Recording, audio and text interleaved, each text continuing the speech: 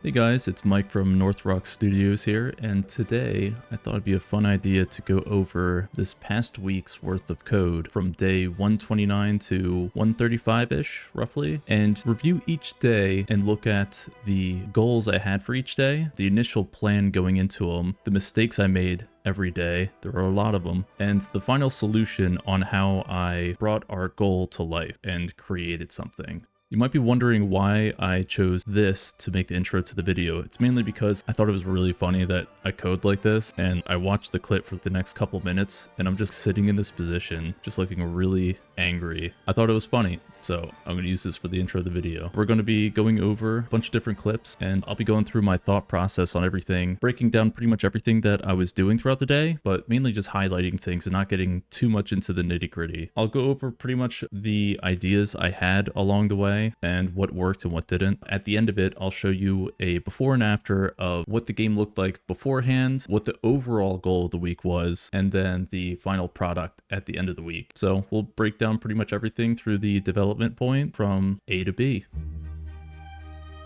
Alright, so going into day 129 here, this week's goal was to convert our 2D UI to a 3D UI, and I ambitiously set the goal to do this by taking our 2D UI, which originally was going to look like this, right here, right? Just plain and simple. But I was like, I can make something cool. So what I ended up deciding to do was I created an entire lobby system. So it's not going to be a 2D UI anymore. It's actually going to be a lobby where like you meet up with your team, do your loadouts, equipment, everything is within this 3D space. And I wanted every part of the experience not to be something where you're stuck in like a menu. I wanted every experience with this UI to be like really immersive and have like every interaction be a part of the environment around you. So it was a really ambitious idea, but I was like, I think I know how to do this. And I've done things similar to it in the past, but there's just a couple gray areas which I'll figure out along the way. And oh boy, did I. So right off the rip, when looking to create a system like this, we want to use an interface. An interface is going to make it really easy to have like a global communication between like a character and an actor in the scene, right? An interface allows us to basically call a function on something. We don't know what that something is, but we know that that something implements this interface. And the way we do that is we check to see if it is inheriting hold on, let me pause it at the right spot here. If it's inheriting this I interaction interface. What an interface does is you basically will target an actor, you will grab the interface's subsystem and check to see if that actor contains that interface, and if it does, call this function on it. I can show you the code. I'm going to let myself speed run code how we're setting up this actor right now. I'm going to skip ahead at a lot of points here, but I just want to show you like the very basic setup of what we were doing here. So we have a base UI table, and this is very important because this sets up the rest of how this project is going to go for this week. The idea is we have this base actor that's going to be kind of like a table, and it ends up being a crystal ball later on. But when you interact with it, your character is going to shoot a line trace at this actor in particular, and what it'll do is if the line trace hits the actor and this actor has this interface in it, it will call this interact function. That's how interaction features work generally in games. So this interact function is something that you put onto the actor and you override it from the base class, and you put the instructions in for what you want this interact to do. So the goal here was when you interact with this thing, and I'm also creating a UI state as well to help with the communication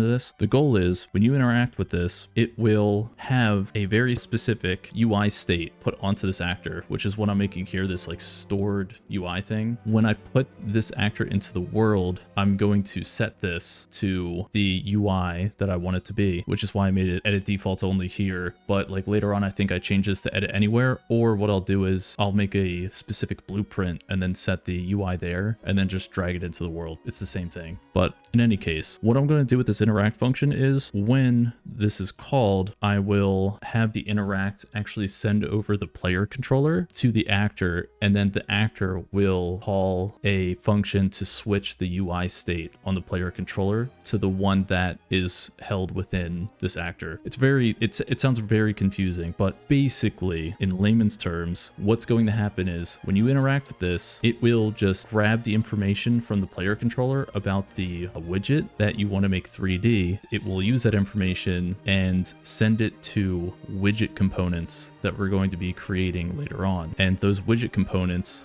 will basically be the backbone of this whole system. So it gets like very involved, but you can see here that I'm actually changing how the interact feature works by having it now have the player controller. There's been a lot of changes on how this player controller works over the course of this week. A lot of very frustrating changes, but I have a function here called the switch menu state. And what it does is it takes in an enum of e-user interface or something like that. And I have an enum for every single interface in the game. And what this switch menu state does is it makes sure that only one of these can be open at a time, unless it's like an options menu or something, but that's neither here nor there. That will always have priority. So this only cares about the UI that's in our 3D environment. We only want one of these open at once. And this will be very important because this will help dictate locking the player in place while they're using this 3D UI, so it does not keep the widget components visible for their duration of the game. We want to make sure that widget components get shut off at a certain point. And I'm kind of rambling right now, but yeah, day 129 was pretty much just doing that. I'm not going to go through like all of the code here for this. It's very lengthy, but towards the end here, we end up finding some bugs with our lobby widget, which I just had to go through and change so much stuff to actually get this to function the right way. All right, so we'll skip ahead here.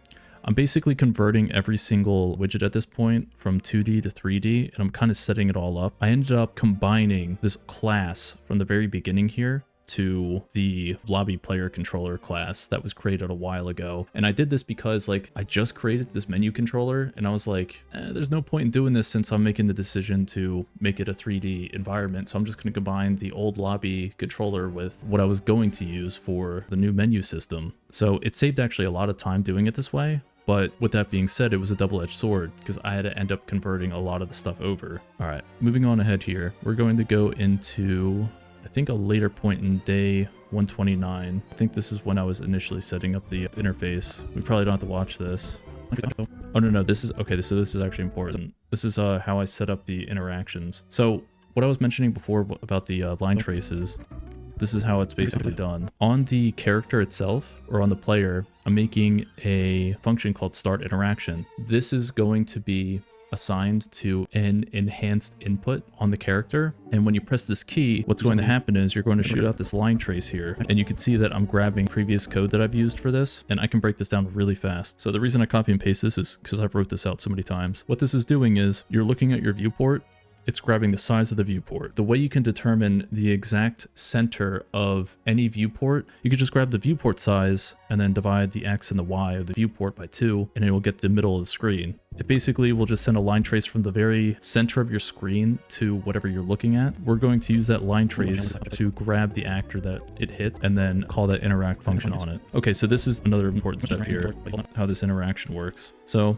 what I'm doing here is when the line trace hits and gets a blocking hit, we're calling our interaction interface and we're casting it here onto the actor that it hit, right? And if this cast works, which this is a dynamic cast, you don't need to really understand how that works, but essentially you can put these inside if statements, and if it's able to cast to this, that means that this actor does inherit this interaction interface. And if it does, we can just call interact directly on it. Yeah, so this is the end result of the day here. We have a actor now that allows us to interact with it, and it'll bring up our menu. So we got that functionality down, and we kind of set the foundation for how the rest of these are going to go. Over the next couple days, we're going to be changing the 2D aspect of this to 3D, and we'll move on here to day 130, my favorite day actually. So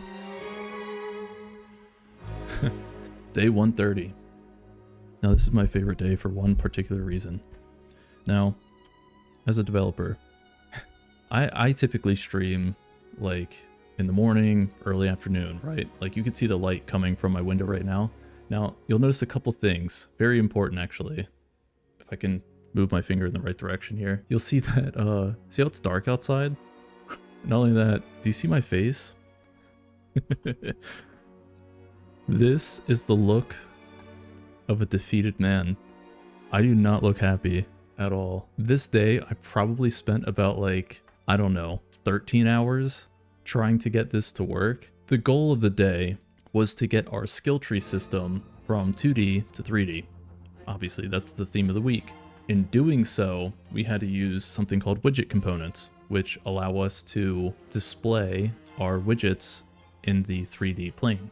And I go on a rant here about how this all like goes down. I end up getting this working, but I ran into so many problems, and you can see I'm not happy. You can just see I'm just not happy right now. But it works, which is good. But I ran into so many problems, and I made so many mistakes here, and a lot of them won't make sense until the end of the video when I actually show how these work. My initial thought here going into this was, okay, it's gonna be easy. This little crystal ball is the actor we're using for our interaction system, right?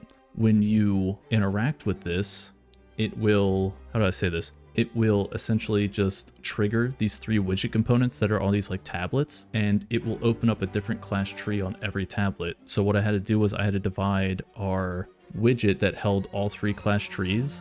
I had to divide it into 3 separate widgets that held 1 class tree each, and then I had to assign them to all these widget components here. And I can actually bring up the code real quick and show you kind of how that works. So in our interact system, we have our parent interact. All this does is basically just handle the like boilerplate stuff on how the system works, which you'll see later. But right here, we're using an array of a class that I made specifically just for skill tree widget components, because those tablets are actors themselves. So I create an array here with edit anywhere, so I can set these inside Unreal Engine. So if you look here, if we click on this crystal ball, you can see, oh, you can't see because I'm in the way. If we click on this crystal ball, you can see here, I have this array with these tablets that are in them, these 3 tablets here. And what this does is it looks at all 3 of these, and it will send a skill tree to each one and display them on there. I'm gonna have to do so much editing this video. Oh my God. But that's what this day was. It was doing that. And I'll try and put a picture of what the old system looks like up on the screen here, just so you can get a reference to what this was changed from. Yeah, so like I get this working, all's well and good. I'm ranting right now, I'm pretty sure, about how I spent the last 10 hours trying to get these tablets to have any type of interaction with them. Because right now, like, you could see that like when I'm moving my mouse over it in the video, like they're moving, which is great. That's what we want. But the hover effects on the buttons aren't working. I can't click them. Nothing like that's working. It's basically like, or it feels like my inputs are being cannibalized, which is what I thought happened. That's not what was happening. It was something else. And I don't realize it till later in the week on how this like problem gets solved. And I'll show it when I actually do fix it, which is, I believe, on day 135. But I get it working. The way you can interact with widgets is using something called a widget interaction component. So I have that on the character right now. And what it is doing is it's basically sending a line trace from our cursor to the world, and it's tracing to see if it's hitting a widget component. That's the summary of what it does. And it basically will replicate that we're just like hovering onto a widget. Now, I was getting really frustrated here because in the play-in editor, this only really worked if it was single player. When I had multiplayer, a lot of the functionality would just not work at all. And that's why I spent like 12 hours trying to debug this, go through it, and like figure it out. So yeah, literally this is, it's a 10-minute stream from this day. And I'm just so angry and I'm just so defeated, trying to get it to work the whole day. Yeah, that's pretty much it. Like, I was so determined to get this to work and it just didn't happen. But, you know, you win some, you lose some. So the goal of the day was to transform our skill trees into the 3D versions of them. I made a couple mistakes here that were pretty costly. One of them, and the biggest mistake, was how much time I wasted trying to not use the widget interaction component just to prototype this and move on. I spent like an extra 10 hours of work fumbling through source code, trying to see why my inputs were being cannibalized, or so I thought. But yeah, I just used the widget interaction component here with widget components holding the skill trees, and that's basically how I corrected that problem there. Alrighty, moving on to day 131. Now today, I took a break from the skill tree thing because I was just bitter and angry, and I decided to change it up a bit and do something pretty easy, which was I was going to have a collision volume in the world that when the player walks through it, it displays the name of the area that the player is walking into. Pretty simple. What we ended up doing here was just creating a widget that just had like text and like an animation that played. I think at some point I added in a background image or something on this. But it was fairly easy to do this. This wasn't the part that I spent like a bunch of time on. So yeah, the plan was just literally create a widget with a collision volume and have the area name just come up. The one problem that we ran into here was, say a player walks through this, right? It projects the name. What happens when they leave? It's going to project the name of the area that they just walked into, but it's just going to project it again as they're leaving. That's bad. The way I ended up solving this was I created something called a environment controller. It's essentially just an actor that will hold a pair of these volumes and it will do bookkeeping for us. When a player enters, it will store it and know that a player entered the area, and it will send a message out to the player's screen and display the name. When they leave, it'll know, hey, this player entered the area. We're not going to display the entered message, we're going to display the exit message. And the difference between the two is the exit message displays the area that they're leaving towards. The enter message displays the message of, or the name of the area that they're going towards or entering into. I don't know why I can't explain this correctly, but let me just show you an example real quick. Let's see here. I also spent like a good portion of this day just like going through like old projects and shit. Okay, actually here it is. It's played at 2x speed. So when you enter, bam. I'm even pointing because bam. Okay, so see how when you enter and exit, there's like two messages that come up? Funny enough, he's actually walking through the enter and exit and it's like displaying it like that. The problem was all along, gosh, this was a couple days ago. I had a name for the enter and for the exit volumes, right, that were separate, and I stupidly made the mistake of having it display only the entered message both times when they were leaving and entering, and I didn't notice that I like typed it in wrong, and I don't even think I noticed it until like the following morning, and I think I just said like screw it, I'm just going to move on back to the UI table stuff that I was working on. Yeah, so I end up just like moving on and going back to like the UI table stuff because I was just like, oh man, I'm not going to put like too much more time into this. Oh. This was another thing.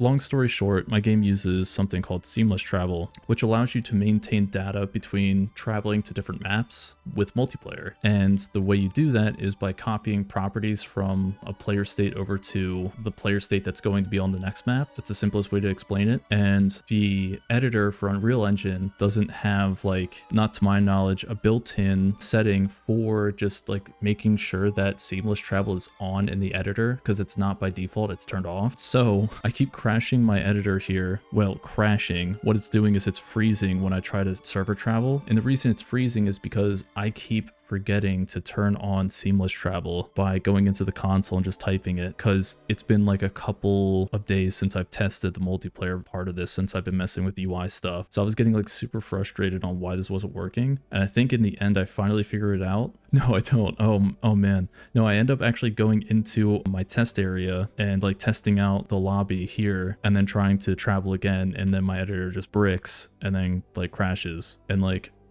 you can see I'm just like so utterly confused as to what is going on right now. But the next day I woke up and solved the problem. All right, moving on to day 132 here.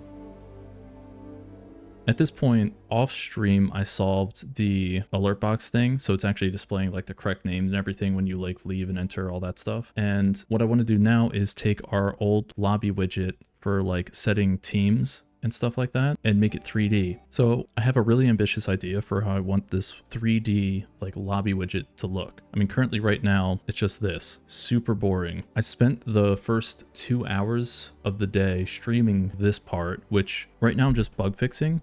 But once I get all these bugs pretty much like squashed, which is pretty much all this is, I end up working on the juicy stuff. Right now, I'm kind of just like planning how I want it to look and everything like that. And I end up thinking, okay, I'm just going to make like a board like this, kind of like a giant like poster or something on it, right? So this was like the first part of the day. I end up like coming back to stream later on, and this is that right here, I believe. Let me mute that.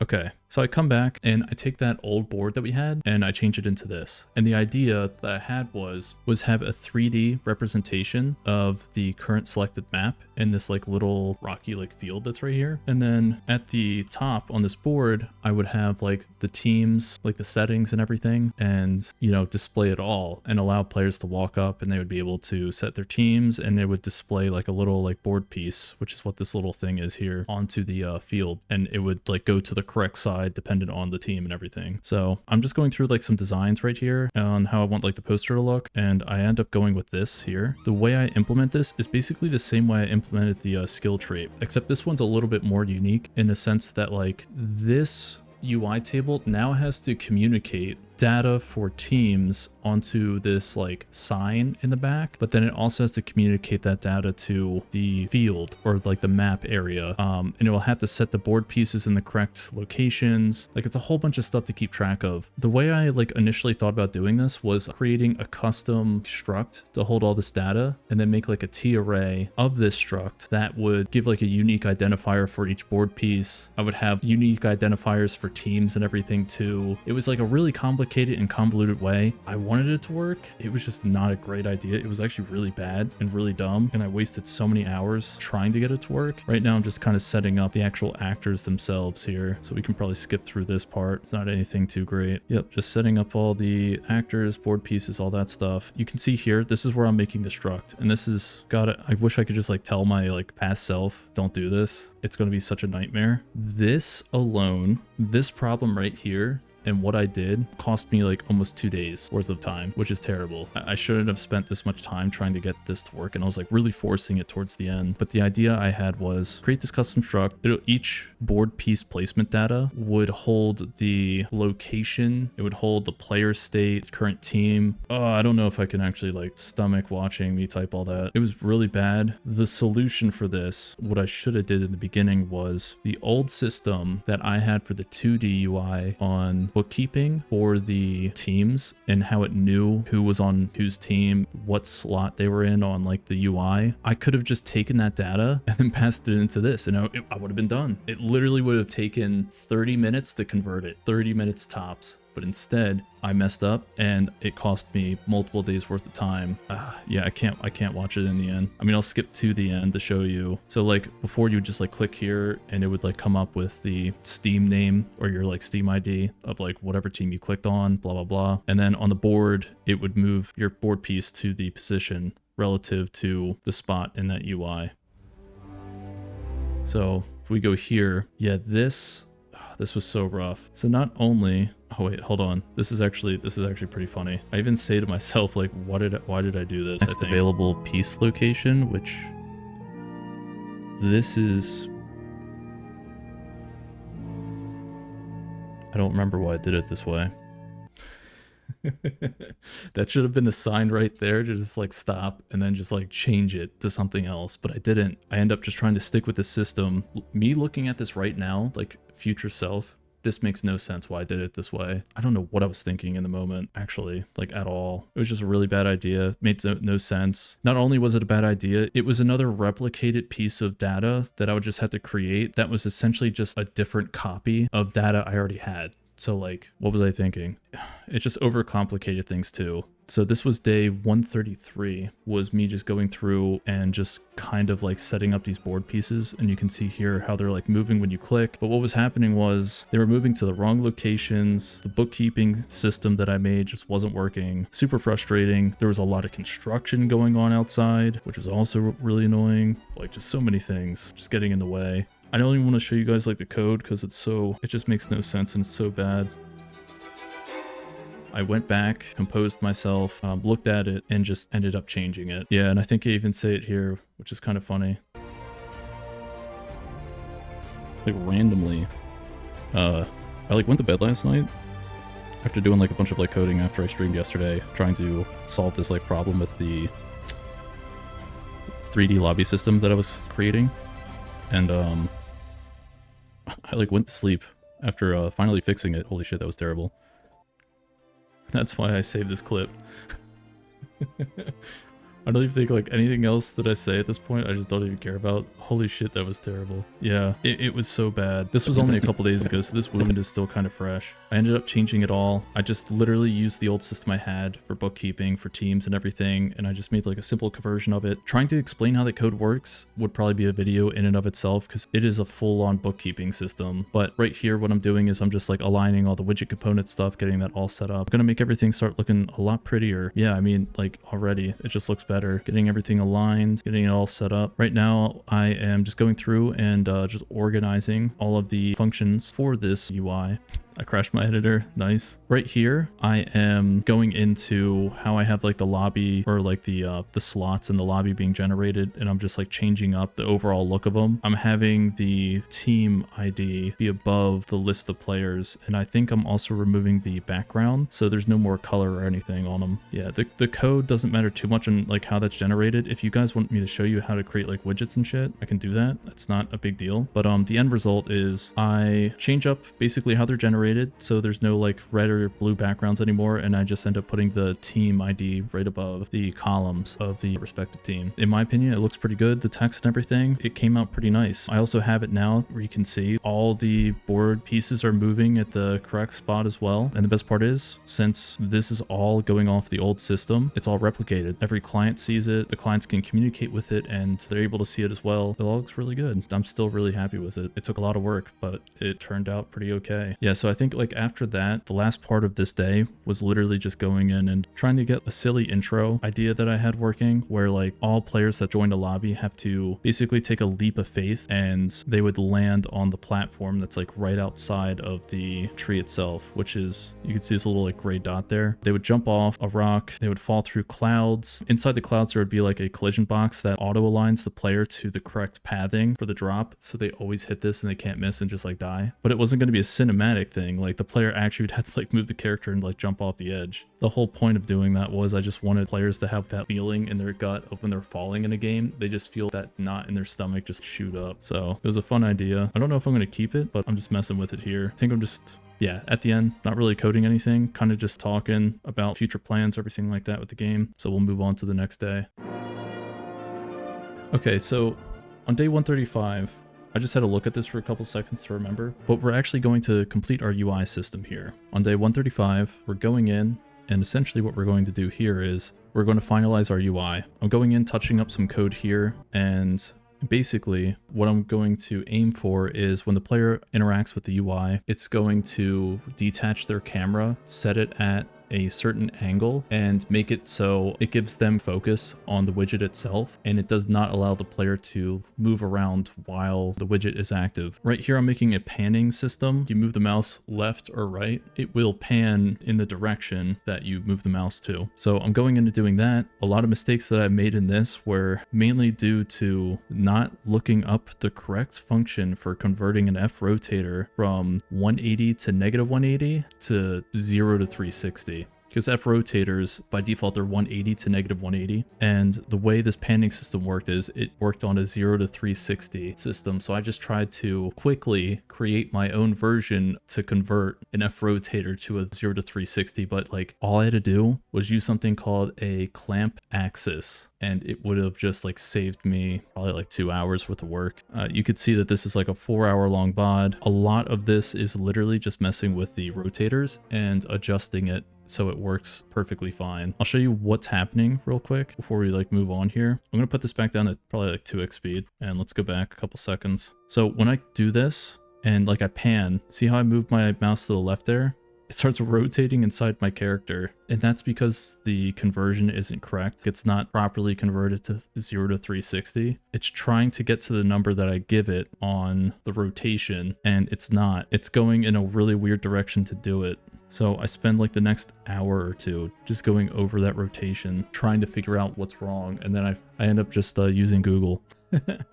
I Googled the function to convert it to the 0 to 360 and it worked just fine. I converted it to that, then I normalized it back and it worked just fine. You can see here, at this point, I'm just messing with the camera placement of the character. So when they walk up, they're just in focus of the current class tree that they're looking at. Yeah, so this is just me just tinkering with a bunch of stuff. I end up getting it pretty close to what I wanted it to look like, which is cool. And at the end here, I'm just messing with the warboard and setting the camera on that. So all in all, the overall goal was to get the UI from a 2D to a 3D space. I can show you guys what the old UI looked like. I have a build here from handful of days ago that I can use for this. Let me pull it up. So you can't see it, but there's a button that says join right here. This was the old UI. I click host, it brings this up. This is what it looked like 1 week ago, only one. Old system, let's close out of that. Okay, so I say a week ago, this is like February 24th, but I didn't touch the UI at all until 1 week ago. So that's what it actually looked like, even though that build says it's a different date. And then now, see here, this is now what it looks like. That old lobby that we just saw, I changed it into a full-fledged actual lobby that you can move around, do stuff in, interact with the environment. I have this right here, which allows you to pan to different class trees like that. See how I'm moving my mouse to the left or right and it's panning. All the interactions work. Everything works like that. Let me just close out and open this up. And then I got the warboard working here. And you can see when I click, it changes over. This button right here I was messing with. This won't be here next time, more than likely. But this is just to change the map. And I had to put it somewhere, so I was like, I'll just put it there for now. But yeah, it all works. It all works perfectly fine. Besides that one bug I just found, but that's okay. So yeah, I think that is pretty much it. We set out to create a new lobby system. This is the new lobby. I think it turned out pretty well. Everything seems to be working just fine in it. I haven't found any game-breaking bugs. It's all very segmented to itself, so it's not going to break anything else in the game that I've found. This coming week, what we're going to be focusing on is combat. We're going to be creating a system that's a little bit easier to balance, and it will be way more slated towards chess-like gameplay. In a sense of as long as you understand how abilities work, there's always going to be some sort of counterplay that you can have against another user's actions. I'm trying to very much remove any type of RNG aspects, and I'm also trying to make it to where the player gets rewarded for having more game knowledge than the other player. So we're going to be working on that. I have designs, and I'll be basically showing the implementation of them, and I'll be going through my thoughts on each one. But yeah, what I'm going to do here is I'm going to move my character over to the this essence pool area, and then I'll end the video. So yeah, that was the weekly wrap up here for days 129 to 135. So last week's recordings that I have. If you like this content, yeah, let me know. Let me know what you guys would want to see in terms of anything that I missed in this video. I know I didn't show a lot of the code, mainly because a lot of the stuff that I was doing was very detail oriented to previous systems that I've created. My thought process going into this was I should create a video that shows code, but the focus of it should be more so on the type of code I created and why I created it in this type of way. So hopefully it made sense. If it didn't, feel free to ask me. I try to answer every question that people have for me. But with that being said, thank you all for tuning in, and I'll catch you guys later.